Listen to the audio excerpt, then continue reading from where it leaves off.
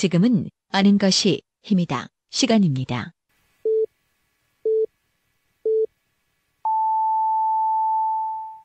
어려운 길을 갑니다. 그래도 우리는. 네, 삼성. 오늘 그 두 번째 시간으로 이건희 회장 시대의 삼성에 대해서 이야기를 하는데, 옷을 왜 벗어, 갑자기. 더워서. 갑자기 이거 쭉 내리니까 웃겨. 맞죠.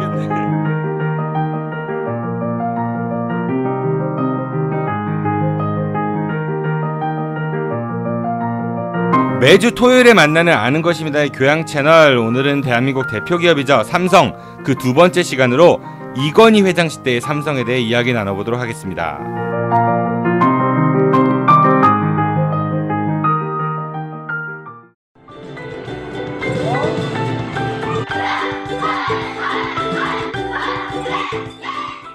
오늘 여러분들의 자녀는 어땠나요?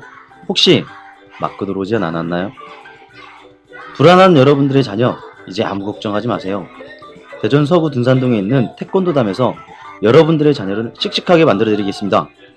절도 있는 태권도 품새부터 겨루기, 그리고 상대방을 존중하는 예절까지 선수 출신인 저 김원호 원장이 책임지고 돌보도록 하겠습니다.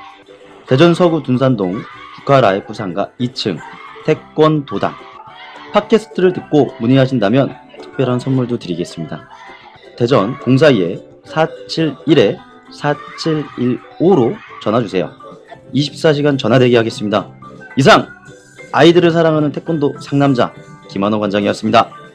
아참, 저희 태권도담에서는 MBC 방송과 함께하는 성인들을 위한 다이어트 코리아 프로그램도 운영하고 있습니다.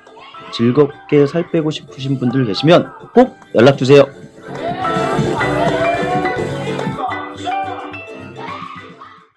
대중음악과 가수를 통해 우리 사회를 말합니다.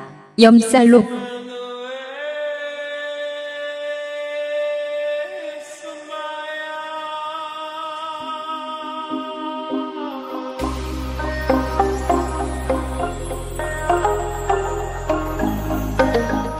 대중음악 전문가 염대형 실장과 아마추어 기타리스트 강인성님과 함께 대중가수의 삶과 음악을 통해 우리 사회를 이야기합니다.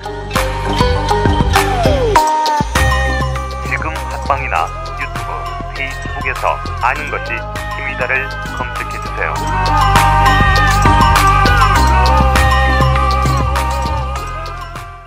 저희 아는 것입니다가 이번 방송을 마지막으로 여름 개편에 들어갑니다. 그래서 8월 14일에 여러분들을 다시 찾아갈 예정인데요. 여름 개편 직전에 가장 마지막으로 업로드되는 방송인 재벌백과사전.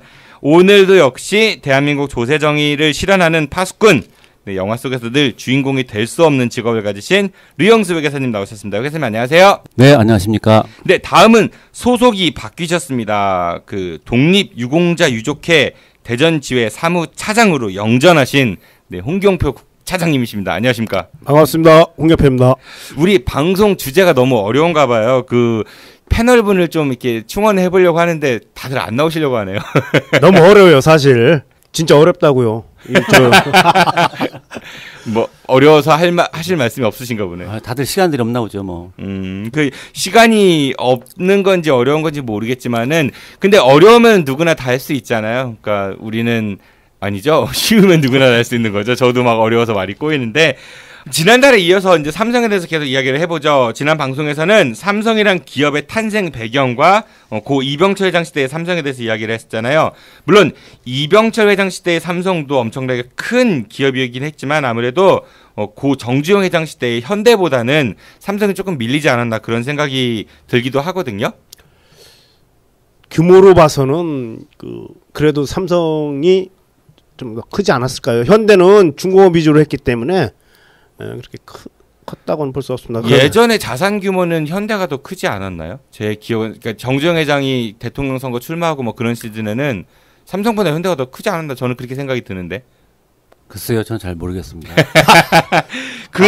아무튼 우리나라 대한민국 1등 기업은 현대였습니다. 네, 대표 기업은. 그 당시에 네. 재계 판도를 보면은 비슷비슷했을 거예요. 현대하고 삼성하고 1, 2위를 뭐 엎치락 뒤치락 했을 거로 그렇게 그런데 출연했나? 지금 이제 예. 이병철 회장의 셋째 아들이죠. 이건희 회장이 그룹 총수에 오르면서부터는 삼성하고 현대는 이제 게임이 안 되는 규모가 됐습니다. 삼성이 압도적으로 그렇죠? 네, 비약적인 성장을 하게 됐는데 그 주역이죠. 이건희 회장에 대해서 오늘 좀 이야기를 해볼 겁니다. 이분은 1942년 1월 9일 출생을 하셨네요. 그러니까 뭐 저 같은 경우는 저희 부모님 세대랑 좀 비슷한 연세인 것 같아요. 네, 그리고 1960년에 서울사대 부속고등학교를 졸업했고 그런 다음에 와세다 대학에 갑니다. 그 유명한 와세다 대학교 일본에. 그 전에 연세대학교 상학과 다니다가 거기 이제 중간에 그만두고. 예, 그만뒀어요. 네, 그리고 와세다대 가서 경제학과에서 이제 공부를 했고 1966년에 조지 워싱턴대에서 MBA를 했다고 하더라고요. 그러니까 와세다 대학에서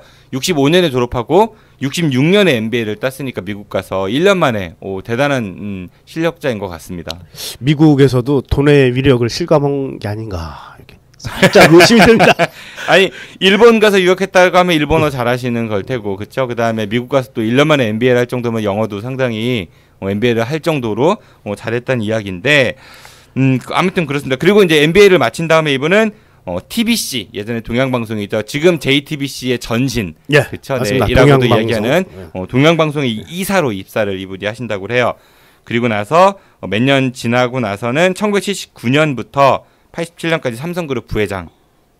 그리고 87년에 이병철 회장이 이제 돌아가신 이후에 그룹 회장을 지내다가 2008년에 비자금 사건 관련해 가지고 이제 그룹 회장에서 물러났다가 2010년에 다시 이제 삼성 회장으로 복귀를 하고요. 1993년 당시 이 삼성그룹의 매출이 29조 정도 됐었대요. 그런데 2013년 기준으로는 380조 원으로 증가를 했다고 하니까 엄청난 비약적인 이제 삼성의 발전을 이뤄낸 거죠. 그 당시에 93년 당시만 해도 전 세계 삼성이 세계 시장 점유율 1위였던 상품이 D램, 반도체 D램 하나였었는데 지금은 20개 이상으로 이게 늘어났다고 합니다. 삼성이. 그런 일이 있었고요. 그리고 이분 재산을 좀 보면요. 2017년 7월 현재, 그러니까 지금 우리 이제 방송하는 시점입니다. 블룸버그에서 발표를 했는데 21조 3,600억 원이라고 해요. 그러니까 상상이 가세요? 21조 3,600억 원. 다들 말씀이 없으시네요. 그게 뭐 큰 의미는 없다고 봐요. 지금 뭐 죽었는지 살았는지도 모르는 그런 상황인데. 저는 의미 있다고 봐요. 그럴까요? 얼마나 부러워. 네. 가지고 갈까요? 세계 45위랍니다. 2017년 7월 기준으로. 그리고 국내에서는 1위. 국내 압도적인 1위고요. 국내 2위 재산 그 부자가 누군지 아세요, 혹시? 네이버? 사람 중에서. 국내 1위는 이건희고, 네. 이건희 회장이고, 2위. 그러니까 네이버 대표? 아닙니다. 2위가요, 이재용 부회장입니다. 재산이 8조 네? 3,100억이라고 하거든요. 아, 둘이 1, 2위를 다투고 있어요? 네. 그러니까 1위와 2위의 차이도 엄청나요. 1위는 21조인데 2위는 8조니까. 일단 이건희 회장이 그만큼 압도적으로 재산이 많다는 얘기인 거고, 이재용 부회장은 전 세계 199위랍니다. 국내에서는 2위고요.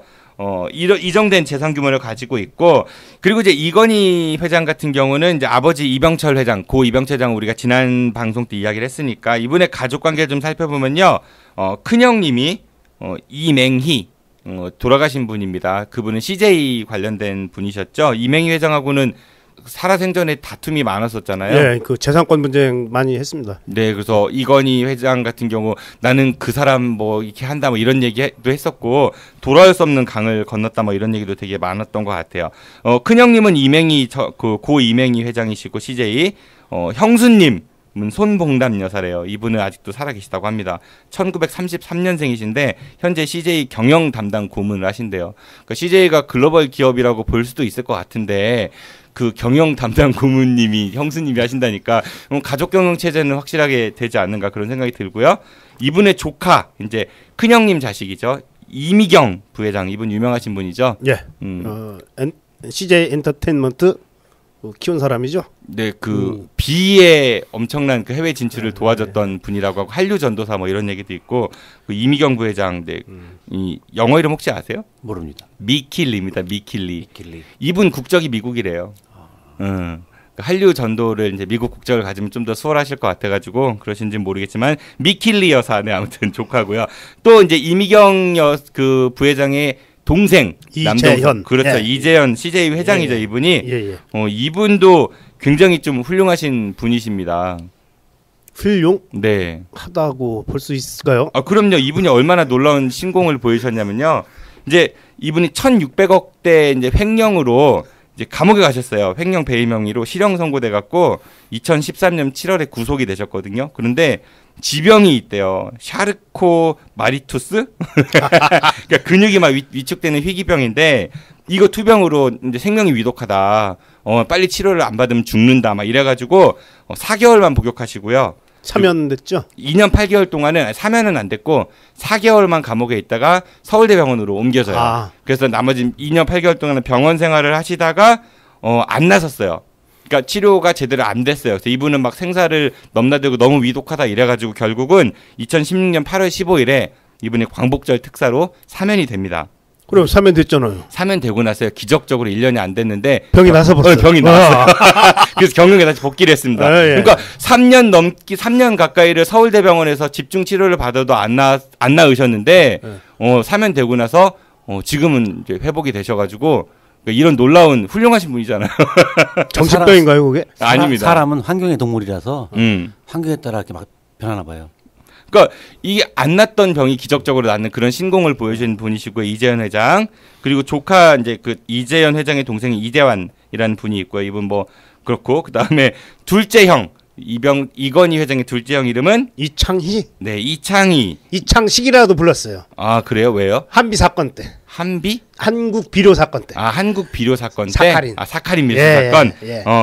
이분은 좀 이 그룹하고는 약간 좀 멀어진 것 같기는 해요. 사실 뭐 세한미디어 그거 했는데 결국 회사가 이제 없어져 버렸잖아요. 요분이 요분하고 이맹희 첫째 아들하고 둘째 아들이 네. 그 한국 비료 사카린 밀수 사건 때 이병철 회장한테 미움을 샀어요. 그래서 두 분이 경영권을 못 물려받았구나. 못 물려받고 알짜는 셋자한테. 예. 그렇게 됐습니다. 네. 그렇고 뭐 이분 집안에서는 그러니까 이창희 회장 집안에서는 이렇게 주목할 만한 분은 없는 것 같아요. 네. 그 뭐 그러니까 사모님이죠. 그러니까 이건희 회장님의 형수님 이름이 이영자 여사래요. 네. 개그맨 아닙니다. 네.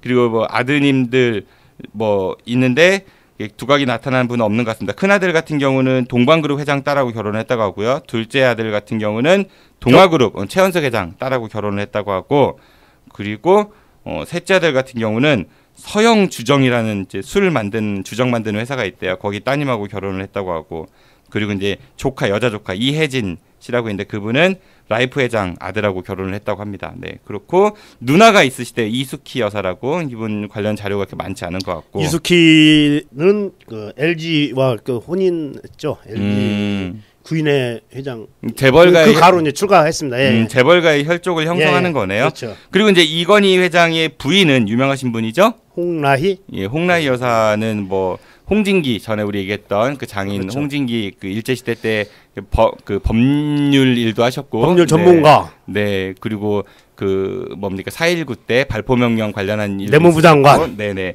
그리고 이제 아드님이 유명하신 분 지금 삼성그룹 일가 중에 최초로 이제 구속이 되신 이재용 부회장. 훌륭하십니다. 네. 그리고 이제 자부 그러니까 그 며느리죠. 임미령. 임세령. 임세령. 네, 이혼을 했습니다. 그렇죠. 대상그룹 그 회장 따님이셨는데 그렇죠. 이혼을 했고 배우 이정재랑 친하다는 친구라는 이야기가 있죠. 혹시 그게 이혼의 원인인가요? 아니 그거는 밝혀진 바는 없고요. 뭐 저는 그런 의심은 안 합니다만 그러면 한가에는 그런 얘기가 있었습니다. 이정재 배우 이정재하고 친하다고 굉장히 친한 친구 사이라고 네. 하고 세간에서는 혹시 둘이 그런 거 아니야라는 얘기도 있었지만은 확인된 바는 없고요. 예. 저는 한 번도 의심해 본 적은 없는데 우리 홍경표 차장님은 눈빛을 보니까 네 제가 한 얘기는 아닙니다. 네. 그리고 장녀 이제 이부진. 네, 이부진 큰 딸인 거죠. 이재용 부회장의 여동생 이분은 호텔 신라. 네, 호텔 신라 대표이사. 네, 대표이사. 네, 그 신라 호텔. 네. 호텔 신라 호텔. 이거 앞뒤 바꾸는데 좀 어감이 다른 것 같지 않으세요? 보통 영어식으로 얘기할 때 그 직책 같은 거 먼저 얘기하는 경우들이 있거든요. 호텔 신라가 더 좋아 보여요? 신라 호텔이 더 좋아 보여요? 신라 호텔. 신라 호텔이 더 좋아 보이세요? 저는 아닙니다. 호텔 신라. 이런 거 있어요. 그 프랑스어에서 결혼한 여성들에 대한 극존칭이 마담이거든요. 그렇죠. 이게 그래서 류씨면요 마담 류 이렇게 부르는 거거든요. 마담 류 하면은 괜찮은데 유마담 하면 좀 어감이 확 다르죠. 뭐 에이 저기지 땡전다방 유마담 그 얘기 아니에요? 아니 그거 아닙니다. 그런 것도 있어요. 뭐 새끼자. 새끼 고양이 그러면 예뻐 보이는데 고양이 새끼 그러면 욕 같고 이게 앞뒤로 갖다 붙이는 게 좀 주는 어감이 다를 수도 있습니다. 어쨌든 네 이부진 호텔 신라 그 사장이시고 이분 남편분이 좀 유명하신 분이죠. 사내 커플이라고 했어요. 뭐 그 한간에는 경호원 출신이라 이런 이야기도 돌았던 것 같은데 확인된 바는 없는 것 같고 어쨌든 이 이무재 씨 이분이 이제 지금 이혼 소송 중인 거죠. 이분 같은 경우는 그리고 차녀 이제 둘째 딸입니다. 이서연 이분은 삼성물산 패션 부문 사장. 네. 그리고 이분의 남편이 김재열 사장이죠. 이분은 청와대에서 이번에 박근혜 최순실 국정농단 관련한 청문회에서 되게 많이 나왔었죠. 막 어버버버 질문 대답 잘 못해가지고 얼굴 빨개지고 위증 혐의가 있네 뭐 이런 얘기 있었고요. 이분 같은 경우는 평창 올림픽 조직위 부위원장을 했고요. 김종 차관하고 뭐 승마 관련한 여러 가지 뭐 지원한 게 아니냐 회사 차원에서 이런 것 때문에 청문회에서 좀 곤혹을 많이 치렀던 분입니다. 그리고 이제 셋째 그 딸이죠. 이윤형. 예. 이분은 안타깝게 일찍 세상을 좀 떠났어요. 미국 유학 시절에. 유학 시절에 자살한 걸로 밝혀졌죠. 네, 그래서 이분이 당시에 사망 당시에 보유했던 주식이 삼성 에버랜드 지분이 8.37%가 있었다고 해요. 그중에 한 절반 정도는 이건희 장학재단으로 갖고 나머지는 정부에 헌납했다고 합니다. 그리고 그 삼성 에버랜드 말고 나머지 주식들 있죠. 뭐 삼성 네트워크스라든지 SDS 이런 주식들은 전부 다 장학재단에 넘겨졌다고 합니다. 그러니까 장학재단에 넘겼다고 하면은 사회 환원한 것 같은데 과연 그 장학재단이 어떤 일을 하는가는 우리가 좀 별개의 문제인 것 같아요. 삼성에서 그 운영하고 있는 공익 재단이 9개가 있습니다. 아마 글로 갔을 겁니다. 그 결국 그 지분을 재단 이사장이 그 소유하게 되잖아요. 결국 가족한테 간 거예요. 그러니까 사회 환원한 게 아니고. 강남에서는 그런 거 많이 있다고 하더라고요. 강남 부자들은 증여해 줄 때 재단 만들어서 넘겨준다 그렇죠. 이런 게 많이 있다고 하더라고요. 실제로 이명박 전 대통령 같은 경우도 청계재단 만들었을 때 실제로 그게 이제 그 이사가 이제 사위였고, 그렇죠. 그다음에 이사장은 자기 동문이라고 했나요? 그러면서 청계재단 만들어서 장학사업은 거의 안 하고 그 건물 담보로 대출받아서 또 돈 쓰고 뭐 이런 얘기도 한참 나왔었잖아요. 결국 제주머니로 들어가는 겁니다. 그래서 한때는 뭐 사회환원이 아닌 사위환원이다 뭐 이런 얘기도 있었던 것 같고 어쨌든 그 일찍 안타깝게 세상을 떠난 이윤영 씨의 그 재산은 그렇게 이제 재단이나 정부로 넘어갔다고 합니다. 그리고 이건희 회장의 여동생 이제 아까 이제 우리 형 얘기했었잖아요. 누나 얘기했고 여동생이 이명희 이분은 신세계. 네, 신세계. 네, 신세계 그룹 회장이고요. 예. 매제죠. 그러니까 이명희 회장의 그 남편 매제는 정재은이라는 분이시래요. 이분은 국회의원도 지내셨고 삼성물산 사장, 동방생명 회장을 지내셨던 정상희 씨의 아들이라고 합니다. 네, 그리고 조카 이제 아들이죠. 정용진 이분 유명하죠. 고현정 씨 전 남편. 아유 그런 것까지 다 밝히고 그래요. 사생활인데. 뭐 그리고 정유경이라는 이제 여자 조카가 있고요. 또 계모가 있대요. 이게 구로다라는 일본 여성분이 뭐 계모로 있다고 이야기를 합니다. 뭐 가족 관계는 뭐 이 정도로 정리해 볼 수 있을 것 같아요. 그렇죠? 많이도 났네요. 보니까 많이도 났어요. 네. 그 5녀 3남. 8명 나셨네요. 그 국가에 그럼 그 국가 발전에 이바지하신 거죠? 국가 발전에 이바지했다. 대한민국 그 재계를 혼탁하게 한. 아니 아이를 많이 낳을수록 나라가 좀 인구를 늘려야 되니까 인구 절벽이잖아요. 그 당시의 나이를 보면 5남 3녀면 많은 건가요? 3녀 아니. 3남 5녀. 3남 5녀. 네. 8명이면은 적은 그러니까 저희 부모님 세대니까 그치. 그럼 좀 많은 편이죠. 그러니까 저희 부모님의 부모님 세대 같은 경우는 보통 뭐 10명 가까이들 낳으셨는데 저희 부모님 세대는 많이 나야 3, 4? 뭐 이 정도였던 것 같아요. 류영세 회장님은 그 어떻게 되세요? 형제 관계가? 저희는 3남매. 3남매. 처갓집은 8남매. 8남매. 근데 왜 같은 8남매인데 이렇게 됐지? 우리 홍경표 차장님은 어떻게 되세요? 저는 5남매, 4남 1녀.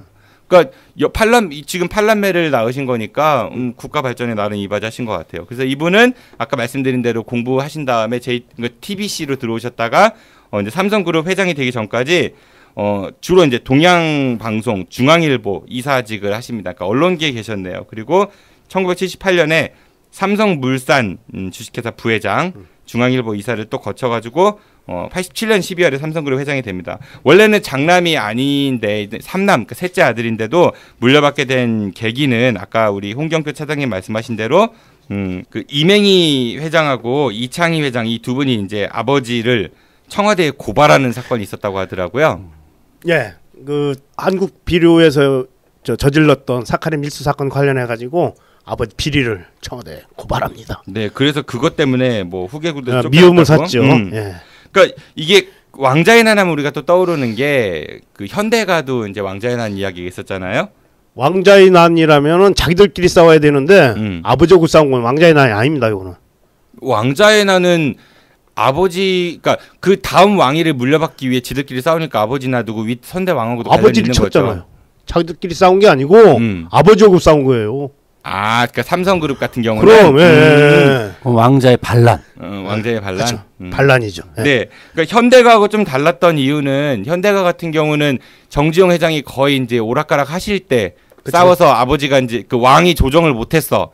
근데 이제 삼성 같은 경우는 왕이 팔팔하게 살아있을 때 그런 일이 벌어진 거야. 그러니까 싹 정리당한 거지. 반란을 일으키려도 네. 그 시기가 중요한 거예요. 그러니까 예전에 그 견훤 아들들 있잖아요. 그렇죠. 신검하고 용검, 왕검 뭐 있었잖아요. 뭐 그러니까 그게 좀 차이가 있을 것 같고 효성그룹 같은 경우도 왕자의 난이 있었는데 그거는 뭐 우리 다음에 다른 효성을 다루면 얘기를 해보도록 하고. 근데 이건희 회장이 실질적으로 이병철 회장의 마음에 들었다고 하더라고요. 하는 스타일이라든지 이런 것들이 특히 이분이 사람 보는 재주가 되게 좋았대요. 그래서 아버지가, 그러니까 고 이병철 회장이 이건희 회장한테 물어볼 정도로, 그리고 이건희 회장이 오케이를 내리면은 그 사람은 그냥 쭉 믿고 갔다, 뭐 이런 얘기도 있다고 하더라고요. 그 전에 뒷얘기인데요. 네. 그 삼성 그 신입사원 뽑을 때 그 관상 받다고 그러던데. 혹시 들으셨어요? 네, 역술인을 데려와서 관상을 보게 했다. 지금도 관상들 많이 보세요. 정치인들, 재계인들 보면 그 SK 최태원 회장이 왜 구속된 줄 아시죠? 회사 돈 가지고 무속인한테 그 투자했다가 그거 횡령 배임 혐의로 구속돼서 갔다 온 거예요. 그러다가 사면 받은 거잖아요. 지금도 횡행합니다. 그런 일들은. 안타깝습니다. 우리 홍경표 차장님은 점 보신 적 없으세요? 얼굴에 있는 점 거울 통해서 본 적밖에 없습니다. 우리 유령세 가시면 안 보세요? 그런 거 사주나 이런 거? 본 적이 없어요. 한 번도 없으세요? 네. 어머니가 뭐 토정 비결 정도? 뭐 네이버에서 검색도 오늘의 운세 이런 것도 검색 안 해보세요? 그거는 당연히 보는 거고. 예, 아무튼 불안하니까 그렇겠죠. 지킬 게 많은 분들은 더욱더 더 조심하지 않겠습니까? 훌륭하신 이런 이제 전적이 있고, 이분이 이제 삼성그룹 회장이 드디어 이제 되십니다. 그 아버님 돌아가신 이후에. 그리고 삼성그룹이 굉장히 비약적으로 성장을 많이 합니다. 그 삼성그룹 이건희 씨가 회장이 되면서 그 이듬해 제2창업을 선언하고 인간 중심, 기술 중시, 자율경영, 사회공헌을 경영의 축으로 삼아 세계 초인류 기업으로의 도약을 그룹이 21세기 비전으로 정했습니다. 근데 사실 저도 어느 업체에 나가보면 인간 중시, 기술 중시, 자율경영, 사회공헌 이거 사실 다 들어가 있어요. 별거 없네 그러면요. 뭐 철학이니까 그거는 경영 철학이니까 뭐 좋은 걸 그러면 경영 철학에다가 뭐 인간 멸시, 온리 돈 이런 건 안 할 거 아니에요.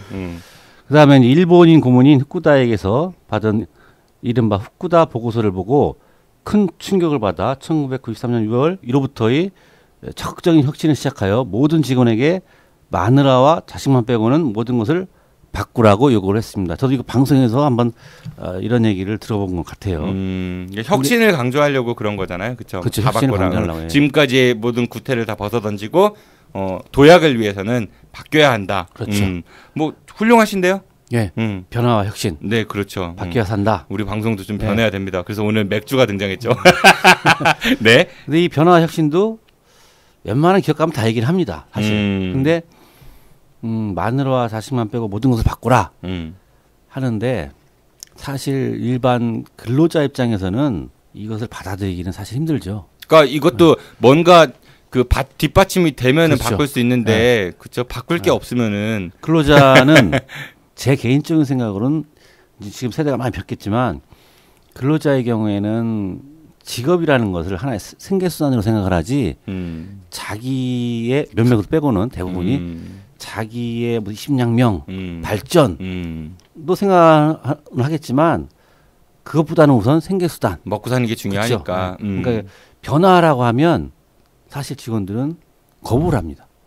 웬만한 회사들은. 하지만 이때 이제 이건희 회장은 변화와 혁신을 강조한 건 사실인 것 같습니다. 기업하는 사람들은 바뀌는 게 좋은 거예요. 차도 바꿔야 되고 집도 바꿔야 되고. 그러니까 우리가 만드는 차 살 거고 우리가 만드는 집 살 거고 바꿔야죠.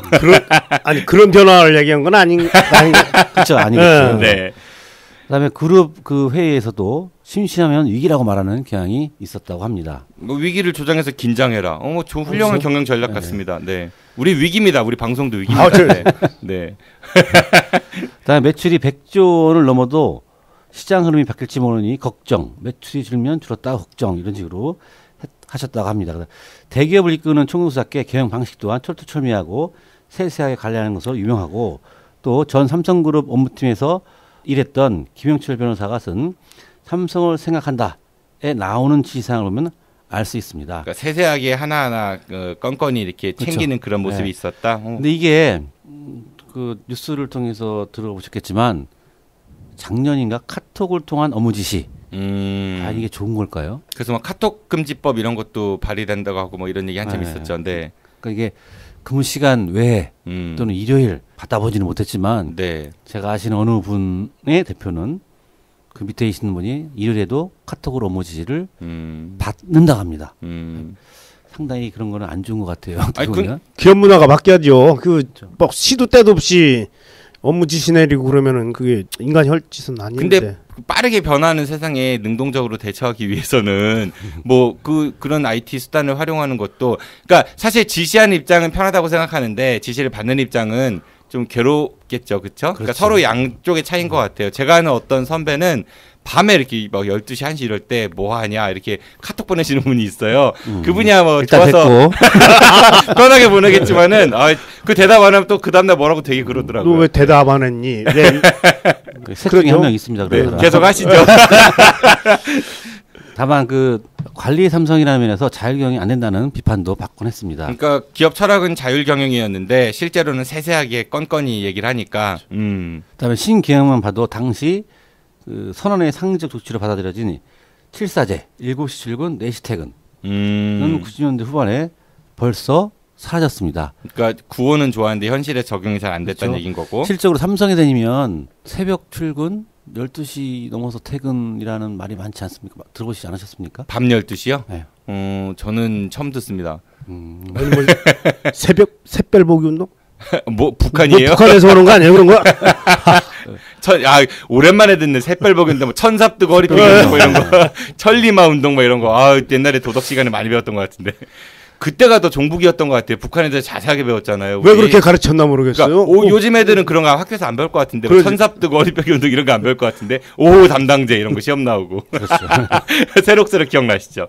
아무튼 네, 삼성은 7시 출근 4시 퇴근이 모토였는데 결국은 이제 잘 안 됐다는 얘기고 국가에서도 1시간 땡기게 해가지고 서머타임. 그렇지 서머타임제도 이것 때문에 한 건 아니겠죠? 아닐 겁니다. 미국은 지금도 합니다. 서머타임을. 이제 그거는 여름에가 길어지니까 그래서 도입을 한 거고. 서머타임은 좋던데요. 서머타임은 좋으시다고요? 예. 영화 혹시 서머타임 아니면 영화라기보다도 몰라 김지연 나오는 야한 영화 그거 얘기하시는 거죠? 그게 아니고 얼굴 빨개졌는데. 네, 또 신경영 당시 이건희 회장은 직원들에게 회장이 잘못하거나 틀렸으면 그게 아니다. 이겁니다라고 지적해준 사람이 없다. 사장 비서실장이 회장한테 지적을 안 하는데 어떻게 과장 부장이 이사 상무한테 지적을 하느냐 이거부터 고쳐라고 강도 높게 주문했지만 이 역시 사라졌습니다. 실적으로 이거 누가 하겠어? 많은 회사들이 이렇게 보면 그죠? 하는 사람 없습니다. 회장한테 그 뭐라고 말하면은 그 중간에서 뭐라고 또 제지하잖아요, 되게. 그렇죠. 비서들이나. 그러니까 막말로 저희 회사도 간혹 회의를 하는데 회사의 운영 방안에 대해서 허심탄회 이야기를 하라라고 하면 조용합니다. 허심탄회가 안 되죠. 네, 허심탄회를 해야 되는데. 네. 그러니까 이게 만약에 용기를 내서 뭐라고 딱 얘기했는데 그게 먹히면 중간에 그 중간 관리자들이 저 새끼 혼자 튀려고 한다고 그러고 안 먹히면은 넌 왜 그래가지고 분위기 조지냐고 하고 그러니까 이게 뭐 그런 것 같아요. 그렇죠. 말한 사람만 뻘쭘해지는 거죠. 대상이 되고 네. 위로부터 아랫사람은 좋아하지만 그 사람은 회사에서 좀 윗사람이 좀 시선이 안 좋죠. 뭐 취지는 좋은 것 같아요. 네. 그다음에 선대부터 이어져 온 전통이 하지만 또 노조를 허용하지 않는 무노동 원칙을 고수. 무노조. 무노조. 무노동은 아니고. 무노동 원칙 좋네요, 그거. 네. 무노조 원칙을 고수를 했습니다. 이게 이제 이건희 회장의 경영 방식이었다라고 이제 한번 요약을 해봤습니다. 그러니까 삼성 노조 같은 경우는 정말로 굉장히 말들이 많았었는데 어쨌든 지금도 삼성은 노조를 원칙적으로 인정을 안 하고 있고, 영국 같은 경우는 지난 방송에도 말씀드렸지만은 삼성이 져가지고 영국 정부에 져서 거기 노조가 있다고 하더라고요.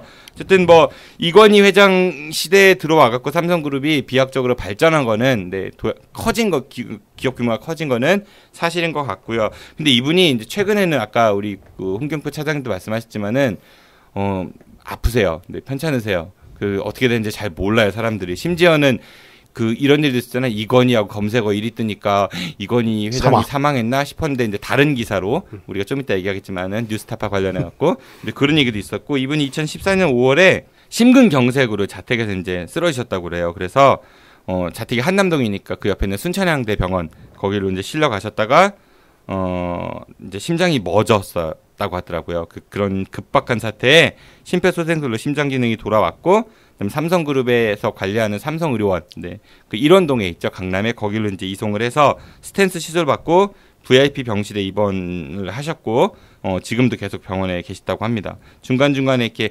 사망설이 간혹 돌기도 했었었는데, 지금 이건희 회장은 죽으면 안 됩니다. 왜 안 돼요? 죽으면은 지금 이건희 재산이 다 상속세로 국가 환원될 그런 위기에 처해 있거든요. 이것이 이재용한테 편법, 불법 뭐 다 동원해가지고 경영권이 넘어가야 됩니다. 그 뒤에 이건희는 죽을 수 있습니다. 이것은 제 생각입니다. 아, 네. 그런 생각이시라는 거고, 저는 그렇게 생각하지 않습니다. 네. 아들이 효자라서 아버지 어떻게든 계속 살리려고 노력하고 있다. 저는 그렇게 생각하고 있습니다. 어이, 무서워라. 아, 갑자기. 맥주 한 캔 드시더니 말씀을 너무, 예. 아니, 그래야 우리 국가에 힘이 되잖아요. 편집 안 할 겁니다. 상속세 많이 받아가지고.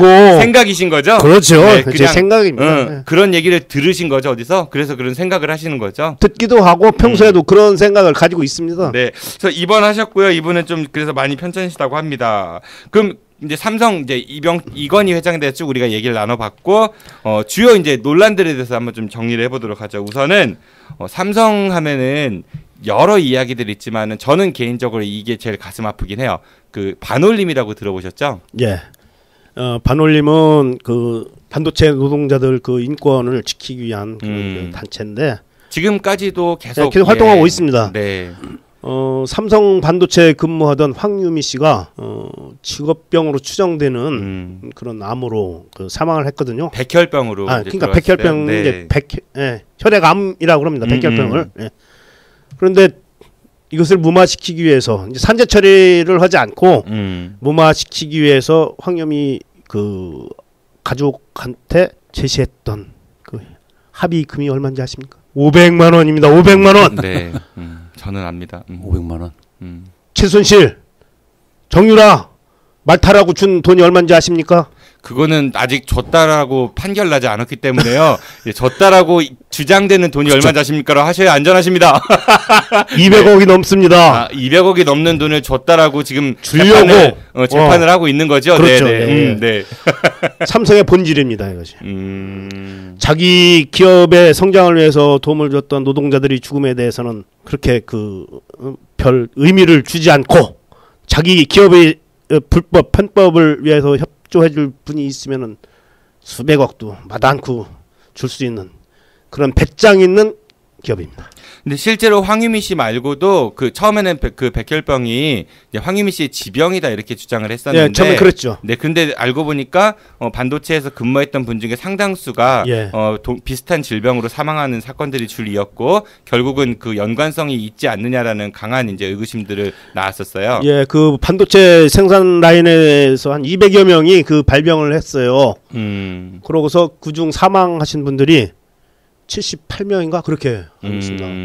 이것은 분명한 산업 재해죠. 직업병이고요. 그러나 그것을 좀채로 인정 안 하다가 법원에서 판결로 적시했습니다. 이것은 산업재해라고. 안타깝습니다. 초인류 기업, 대한민국 최고의 재벌이라는 이런 그룹에서 자기들 그 기업 성장을 위해서 노력한 노동자들에 대한 대가를 이런 식으로 대우한다는 것은 정말 안타깝고 앞으로는 이런 행위가 있어서는 안 될 거라고 그렇게 믿고 있습니다. 그 예전에 삼성그룹 관련해 갖고 폭로했던 김용철 변호사 말에 의하면은 그 자신과 같은 법무팀 일들이 했던 것들이 바로 삼성 사업장을 돌아다니면서 이런 사건 사고 악재 같은 것들을 막아서 기소까지 안 가도록 하는 게 본인들의 일이었다고 회고를 하니까 그 법무팀 변호사들도 급여가 꽤 셌던 걸로 기억을 하거든요. 그렇죠. 네. 한 몇십억 원 됐겠죠. 네, 그러니까 그런 팀을 운영할 예산이면은 자기 공장에서 일했던 노동자들한테 보상을 해주고 산재 처리도 하고 하면 참 좋을 텐데 근데 그런 거 있다고 하더라고. 어떤 기업은요, 제가 실명 공개는 안 하겠습니다. 지금 기억이 그러니까 팩트가 정확하게 생각이 안 나서 H 기업이라고 할게요. H 그 이제 배 만드는 회사인데요. 거기 가면은 그 산업재 제로 해갖고 무죄 며칠 맞습니다. 크게 써붙이는데 예. 실질적으로는 사람이 되게 많이 죽어나가고 다치고 하는데 예. 이제 일단은 그게 기록이 안 되는 게 첫 번째는 하청업체라는 이유 같은 것들도 들 수도 있고 아니면 회사 차원에서 합의금을 유도를 한다고 그렇죠. 하더라고요. 그래서 산재가 아닌 예. 일반으로 그러니까 건강보험 처리하고 그러니까 우리 국민 건강보험 처리하고 돈을 따로 주고 이런 식으로 그러면은 산재보험 처리가 안 되는 거니까 결국은 무죄로 이렇게 기록에 남는 그런 것들이 많다고 하더라고요. OECD 국가 중에서 대한민국이 산업재해가 제일 많이 발생하는 나라로 이렇게 알려져 있거든요. 그런데 실제로 그 통계 수치상으로는 그렇게 나타나지가 않는다는 겁니다. 그러니까 조금 전에 말했던 그런 방법들이 동원이 돼서. 그래서 이 사건으로 그러니까 이 황유민 씨 관련해 갖고 이 반도체 노동자들 사망 사건 그리고 삼성이 했던 그런 모습들 그런 사건으로 인해 가지고 2012년 다보스 포럼에서 세계 악덕 기업 3위로 이제 삼성을 지목했다라는 그런 이제 흑역사도 있다고 하네요. 참 부끄러운 일입니다. 그래서 예전에 삼성 광고 보면 또 하나의 가족 뭐 이런 거 있었던 것 같아요. 그래서 이 삼성 반도체 관련한 그 사건들을 영화를 했는데 또 하나의 약속이라는 영화가 있습니다. 이거는 국민들이 그 당시에 돈을 성금을 모아가지고 그렇게 조성된 펀드로 만들어진 영화니까 청취자분들 혹시 기회가 되실 때 지금은 많이 비싸지 않을 겁니다. 인터넷 IPTV 같은 데는 찾아보셔가지고 있으면 다운로드 받으셔서 몇백 원 안 할 테니까 좀 보시면 어떨까 그런 생각이 드네요. 저는 개인적으로 이 그 반올림에서 이야기하는 이런 백혈병 환자들 그 산업재해 이 건은 그 원래는 그 무노조 경영에서 기인했다고 봅니다. 노조가 있었으면 이런 일이 없었을 거라고 그렇게 믿거든요. 삼성이라는 초인류 기업에서 추구하고 있는 어떻게 보면 천민 자본주의의 한 전형이라고 볼 수 있어요. 노조를 인정하지 않는다는 최고 경영자의 그 방침 때문에 지금도 노조가 정상적으로 그 설립되거나 이러지 않는 걸로 지금 알고 있거든요. 참 안타깝습니다. 그 노조가 없다는 것은 그 기업에 대해서 감시하고 협업 또는 뭐 이런 협조 이런 체제가 전혀 아니고 황제 경영 이런 체제로 볼 수가 있어요. 반드시 이것은 시정돼야 할 것으로 저는 그렇게 생각합니다. 그러니까 노사정은 새 주체는 경제에서 되게 중요한 거잖아요. 그렇죠. 각자의 위치들이 있는 거고 우리가 뭐 정부에서 삼권분립 이야기하듯이 그런데 과거에 이제 기업들 같은 경우는 노동자들을 잘 인정하지 않았던 그러니까 부속물 내지는 우리가 먹여 살리는 대상이다 이렇게 인식했던 게 많았기 때문에 지금은 많이 바뀌어가고 있는 것 같으니까 우리가 좀 더 많이 그 공부하고 그리고 그런 운동하시는 분들에게 지지를 좀 표하면 좋지 않을까 그런 생각이 듭니다. 그리고 삼성하면은 이 사건은 절대 빼먹을 수 없을 것 같습니다. 그 아까 조금 전에 말씀드렸던 그 삼성에서 일했던 법무팀에서 일했던 변호사 한 분이 갑자기 천주교 그 정의사제 구현단인가요? 그 신부님들하고 가서 양심 선언을 해서 삼성의 이제 비리를 폭로한 사건이 있었어요. 그 관련해서 무슨 재산 어떻게 불법적으로 했고 이런 얘기들이 있었던 것 같거든요. 네, 그 당시에 그 김용철 변호사가 삼성의 그 이건희 회장이죠. 네. 이건희 회장이 차명 계좌를 삼성 본인뿐만 아니라 삼성 임직원들이 관리하고 있다. 그 액수가 뭐 수조 원에 달한다. 이런 거에 대한 양심 고백을 했었죠. 물론 그 돈에 뭐 어떻게 그 돈이 어떻게 조성되고 한 것에 대해서는 정확히 기사가 나오진 않았지만 대부분이 그게 이제 아버지부터 관리해온 고 이병철 회장 때부터 고 이병철부터 관리해온 차명 계좌가 이제 이건희 회장한테 물려받고 또 그 이후에도 뭐 삼성 경영 그룹을 경영하면서 비자금을 관리해온 그 차명 계좌가 있다라고 이제 김영철 변호사가 양심 선언을 했었죠. 그러니까 아버지 때 뒷돈을 만들었다가 그 뒷돈이 아들한테 넘어갔는데 그게 이제 이런 뒷돈들이 있었다라고 김영철 변호사가 폭로를 한 거죠. 그렇죠. 네, 그래가지고 이제 김영철 변호사의 양심 선언으로 인해서 특검을 실시를 했었죠. 네. 비자금 관련 사항에 대해서 조세포탈 혐의라든지 했는데 일반적으로 이제 국세 부과의 원칙을 보면 실질 과세의 원칙이라는 게 있습니다. 그래서 행위자와 비행위자, 즉 명의를 빌려준 사람한테 과세를 하지 않고 실질적으로 소득이 있는 자한테 과세를 한다. 그러니까 실소유주한테 세금을 그렇죠. 물린다는 얘기인 거죠. 네, 그게 이제 실질 국세 부과 원칙이 몇 가지가 있지만 그 중에 하나가 실질 과세 원칙이라는 게 있습니다. 그래서 차명 계좌라 하더라도 이거는 이건희의 재산이다라고 해서 뭐 이병철 회장으로부터 물려받은 게 이제 입증이 되면 그에 따른 증여세를 물리려고 했고, 네. 그다음에 또 그 당시에 이제 내용을 그 판결을 보면 그 차명 계좌로 주식 거래를 했습니다. 삼성전자 관련돼서 네. 한 삼성전자 그 주식 소유 97%를 차명 계좌로 이제 한 것 같은데 거의 대부분을 그럼 그렇게 했다는 그렇죠. 얘기는. 네. 시가가 높을 때 팔고 이렇게 사고 팔고 하면서 물론 경영권 방어도 있었겠지만 그게 어떻게 되냐면 일반적으로 주식을 해보셨나요? 안 해봤지만 세금은 주식 거래세 물면 되는 거 아닌가요? 주식 거래세가 있고 네. 비상장 주식을 양도하게 되면 지금은 이제 중소기업인 경우는 10%, 대주주인 경우는 20%입니다. 근데 상장 주식의 양도는 대주주가 아니면 양도세가 없어요. 네. 주식 거래세만 하면 그렇죠. 된다는 거죠. 증권 거래세 하고 뭐 각종 뭐 증권회사가 내는 수수료만 납부하면 돼. 즉 내가 소액주주로서 1억을 벌었다.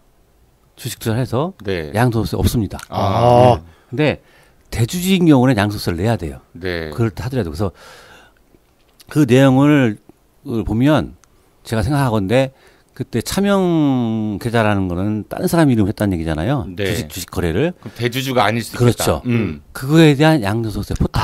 네. 그런 내용을 이제 해서 뭐 양도세 포탈 혐의 또 특정 범죄 가중처벌법 차명이라는 것 자체가 불법이기 때문에 그렇죠. 네, 그런 거에서 양도세를 부과하겠다라고 얘기가 나왔습니다. 실질적으로 기업 오너들 같은 경우는 주가를 좀 이렇게 주가에 손댈 수 있는 그 정도의 정보력과 뭐 그런 사건들도 왕왕 있었잖아요. 그러니까 아무래도 내부자 내부 거래. 또 그다음에 삼성전자 같은 경우는 뭐 특허 뭐 발표, 네. 계약 관계 이런 걸 공시하게 되면 대부분 주가가 뜨기 때문에 또 삼성전자 주식이 많이 올랐지 않습니까? 계속. 네, 그렇죠. 네. 그래서 그런 것들을 대주주로서 거래를 했다 하면 양도세를 당연히 내야 됐음에도 불구하고 차명 주식으로 대주주 요건을 회피하면서 양도세를 포탈 혐의가 이제 그 당시에 한번 특검에서 밝혀진 것 같습니다.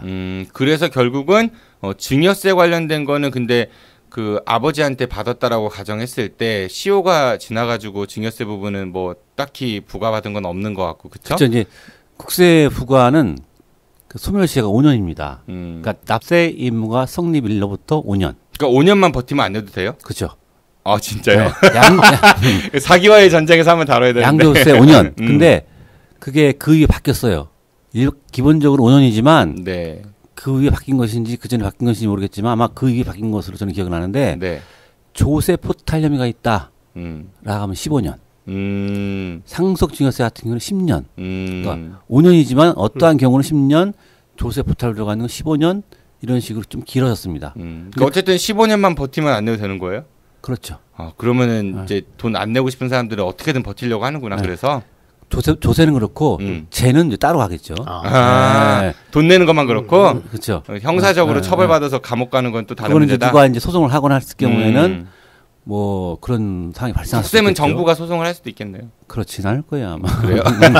그래서 그 당시는 아마 증여세가 5년이 지나서 아마 뭐 증여세를 부과하기 어렵지 않느냐 라고 이렇게 언론에서 보도를 한 것으로 알고 있습니다. 그래서 사회에 뭐 환원한다 이런 얘기도 있었던 예, 거고요. 그렇죠. 그 대목은 이렇습니다. 그러니까 차명으로 관리하고 있는 게 이제 4조 5천억 정도가 이제 발각이 된 거잖아요.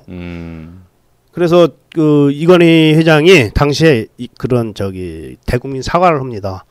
그래서 이 차명으로 관리했던 요 돈에 대해서는 세금 포탈분을 제외한 나머지는 사회에 환원하겠다라고 그 대국민 사과하면서 그 내용을 발표했었는데 어쩌다가 그 이명박 정부 때 사면이 되잖아요. 그렇죠. 네. 예. 그러고서 그거 지킨다는 그런 약속 뭐 들리지가 않아요. 8년이 넘었는데 지금 거의 다 그 의식도 없는 상태라면서요. 아, 지금 편찮으시니까 이거 좀 받아내야 되는 거 아닙니까? 하고 싶어도 지금 편찮으셔가지고 또 편찮으면 뭐 아드님은 군대래 거기 저기 가 계시고 그러니까 빵.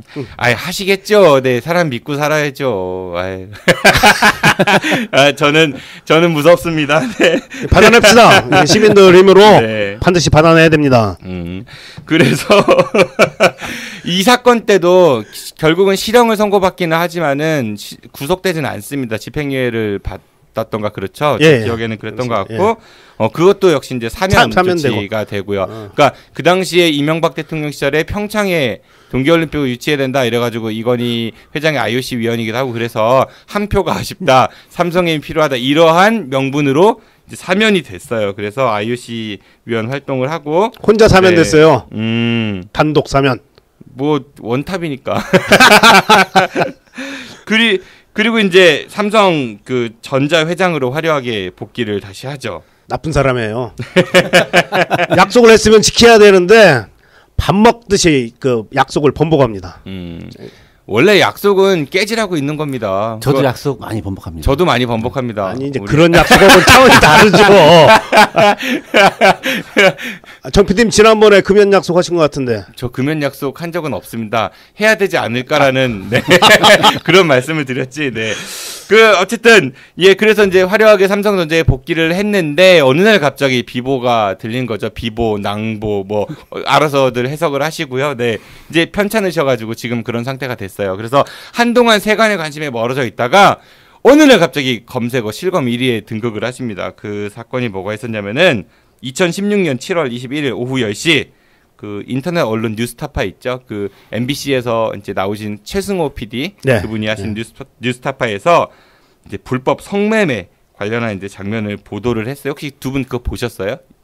잘 봤습니다. 우리 류영석 교수님도 보셨어요?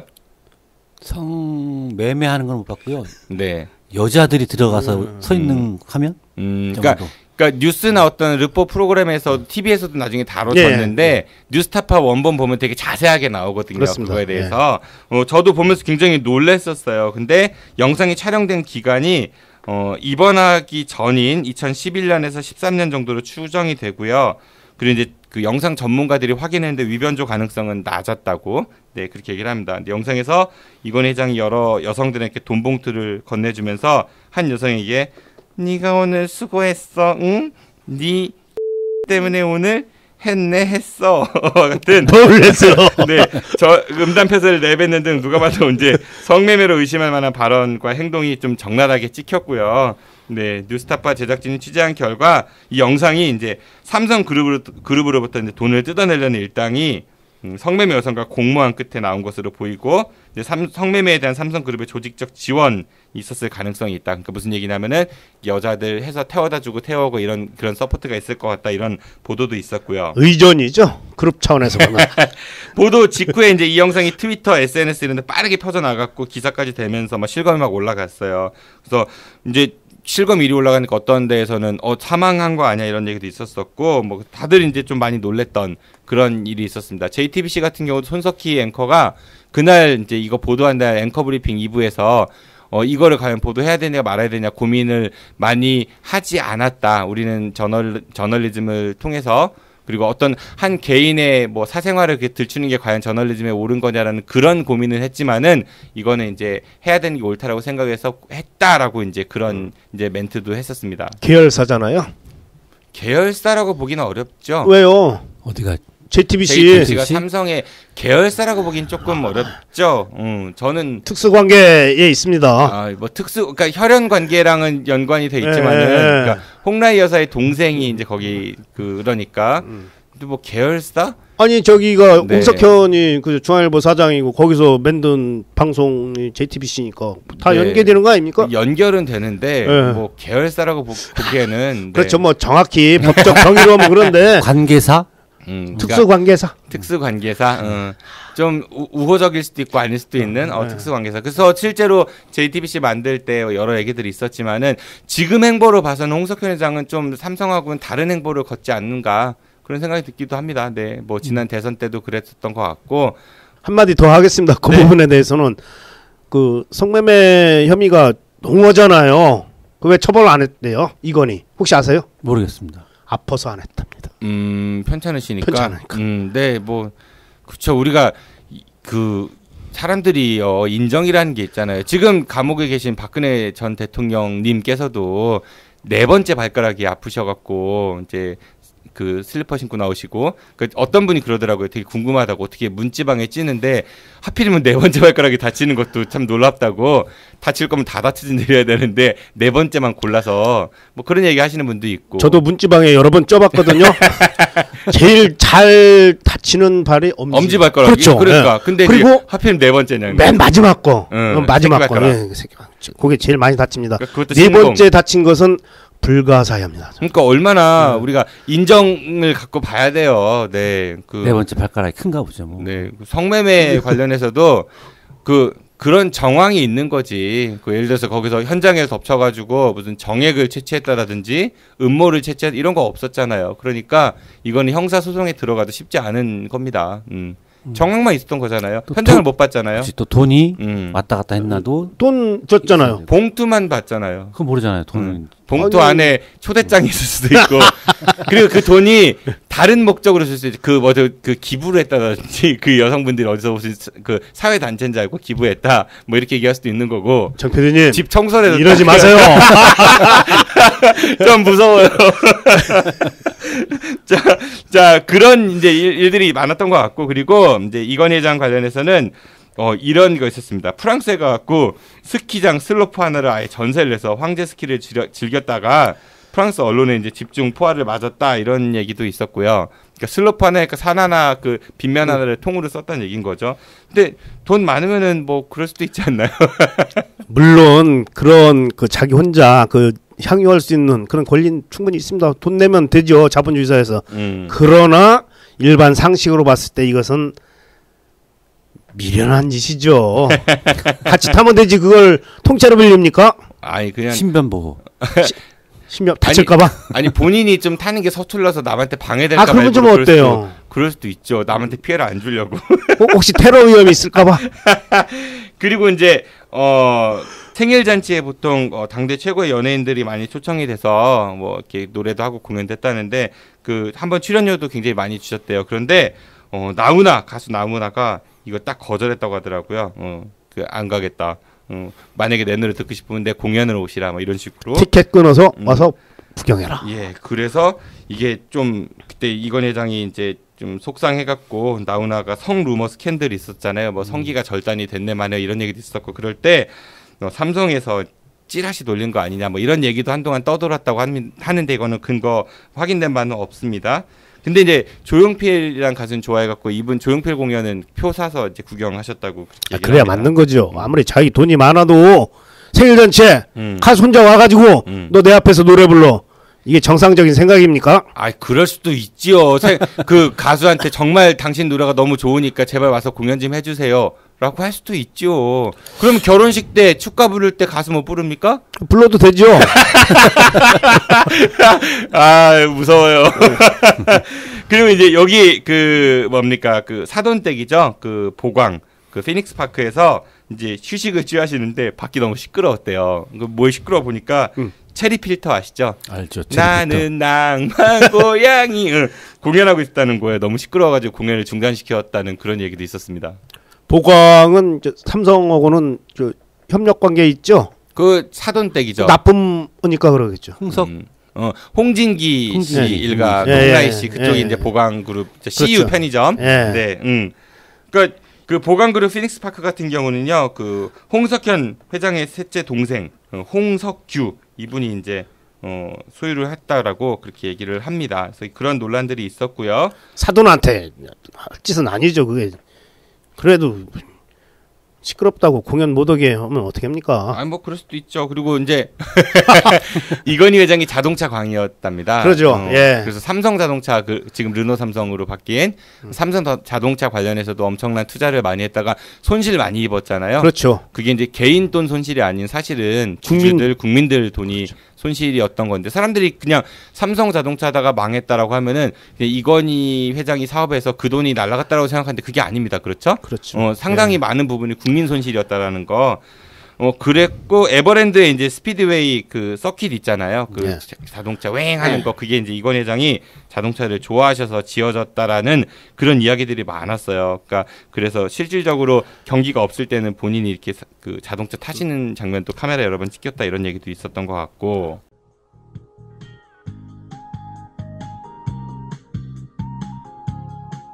안녕하세요.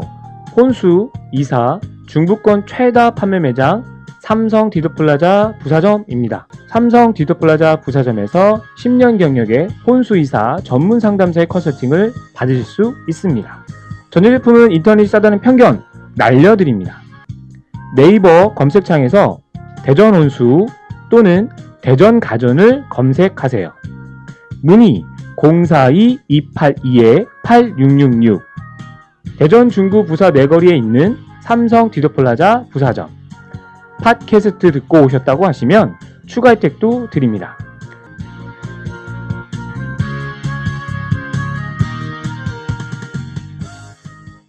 삼성 디지털 프라자.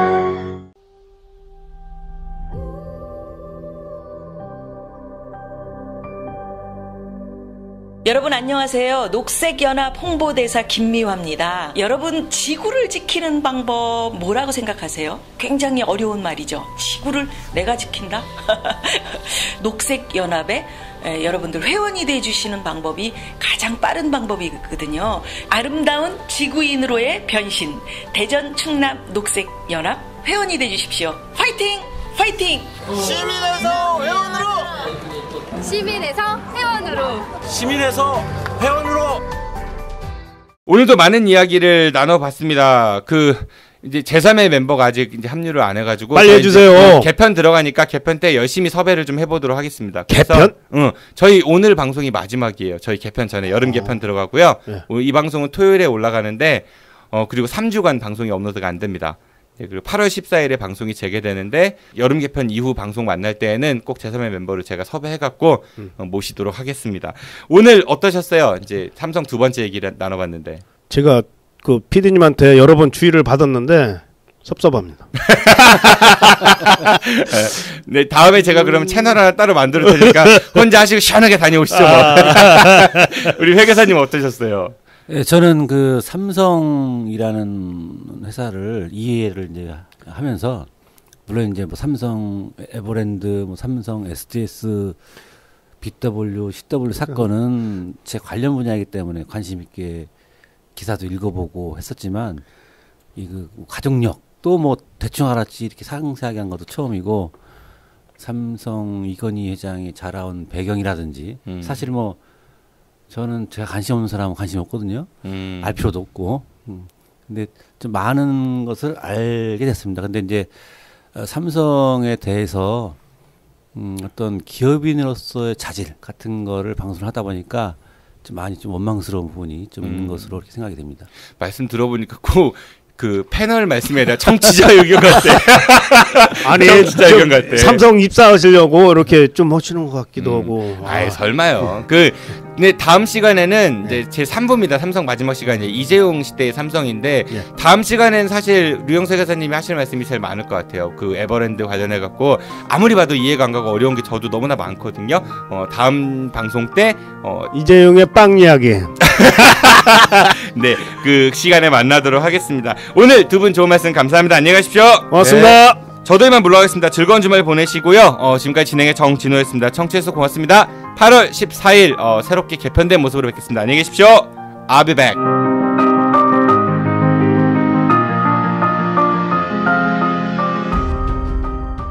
끝난 줄 알았지. 여러분의 참여를 기다립니다.